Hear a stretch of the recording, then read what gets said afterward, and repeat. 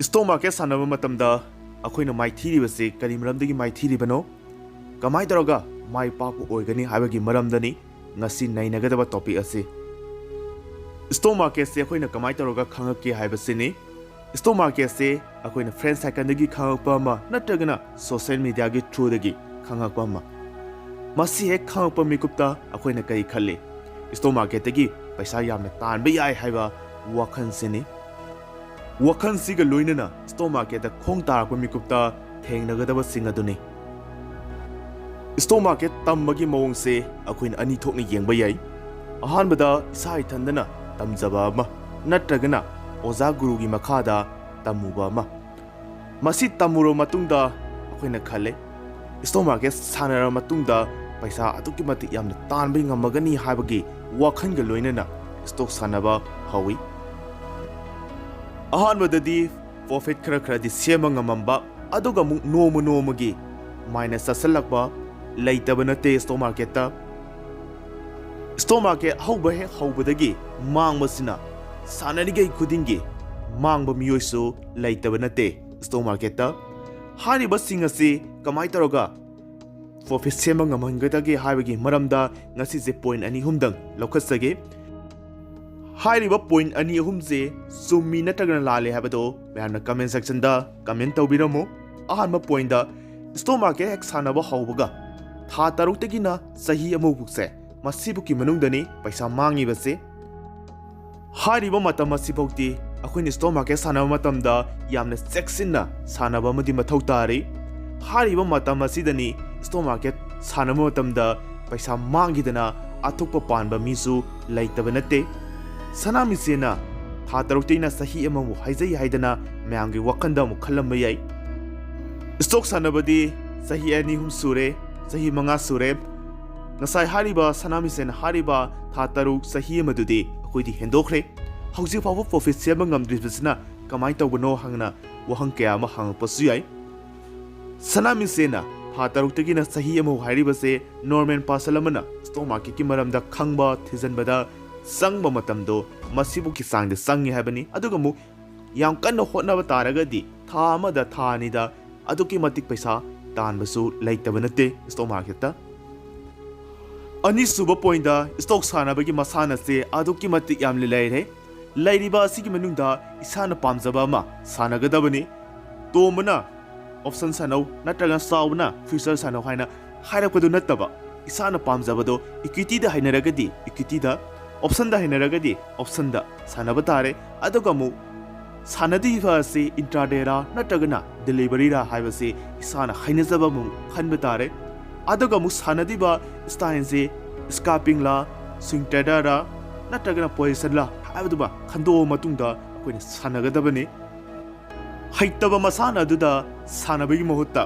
आइना हाइजरीबा दुदा सानरगा प्रॉफिट नोमगी खरका सेमबदुना फाव हेंगनी हाइना सनामी सेंगी साइटगी थमजगे स्वाइगी मरासिदा वरी मसाम तंग लिजगे म्याम पुन तमिनसे किके साना फममदा बोल लंगबा मगा बेट पाइबा मगा लै बेट पाइरिसिना कनानो हाइबा मतमदा स्टॉक सानरीबा आई नोइसे सिसना बेट पाइबा मी अदुगा मु बोल लंगिसिना कना मसिना कैंडलस्टिक हाइबा तारे अखोइना किके सानबसी कमाई तवे बोन गुदिंगी सोका सरी यैब्रा रन चेनब्रा चेनदेको लंगिबा बोनसिना फजदबा ओय तारगदी बेसमेन असिना ngaga toi aduga mu बोनसिना खरा फजबा ओय तारगदी सोका नत्रगा सरी यैनबा होटनै मसी होटनबगिसि सुमाइना अखोइ स्टॉक मार्केट ता अमु पुसलक्सेबा केंदन फजबा नत्रगना आइना सिजनरीबा इंडिकेटर अदुना संगबा यारे नत्रगना केंदन अदुना संगबा यारे हारकांदा संगगा लोरे ngasai bet pairibini paduna langiba bon khudima sari soka yeidabagum akoisu phajaba timing phajaba mafamda leiba yonba tawraga lore isa isana sanariba mawongduda yengba tare aina thariba si sumibra natagana la lebra haibado haibadi bet pairibini paduna bondu yeire haidana sari yoba ngairaga leibi mohota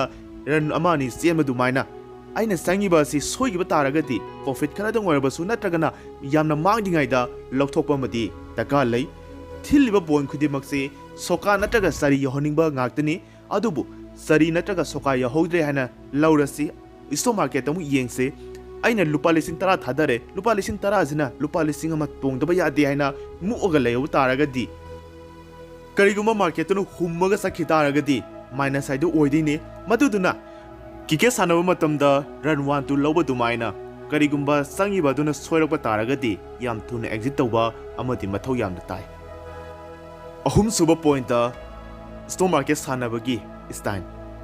candlestick yenga sanaba ma indicator yenga sanaba ma natagana line singaga sanaba ma support resistance yenga sanaba ma natagana mamangi thada subu kaure mathang thada di sibu kumakani natagana sibu kagani haidana yenga sanaba ma tongan ba makhan kya ma lere hariba singadu isa isana hainezari ba duda sanagadabani indicator da haire indicator gi matung indare indicator tu na kare aisu kabdi yaugani indicator tu na kumme aisu kumbadi yaugani amu candlestick ti yengba taragadi candlestick tu phajaba thiba sangma yabagi matam akoina loina hana khangdokadabani masi thokpa taragadi market se kai natragana masi thokpa taragadi market se kummi habase akoina yam kupna thidokpa amadi mathau yamna tare aduga mu line singaga support resistance yenga sanabo taragadi market holding mamangda natragana market horo matungda yamna kupna nainabamdi mathau yamna tai isa na hainezari baduda yamna kupthana amuk hena mai pakna widamakta thijanba madi mathau yamna tai line market hek taagibadagi isa se nervous satpa leigadaba matamdana lehodaba yongadaba matamdana yolhodaba paisa asini yamna mangsalakpa taragadi kirakta paisa asini yamna tongpa taragadi kisalakpa hariba singasi yamna tatana thokpa moi hariba singasi thoktana widamakta body lossing wakhan control tawgadabani paisa ase simu mangagadi ai ngasigi yare ngasibu tongagadi ai sira penthokpa yare haibasi akoina limit thamgadabani stock market ta paisa thada degi mamangda prefer trading tawgadabani aini stock kem yamna sangma matamda kem yamna sumba kem yamna mangba haibase yamna kupna nainara matungda paisa thadagadabani paisa thadara matungda paper trading da thadakiba dumaina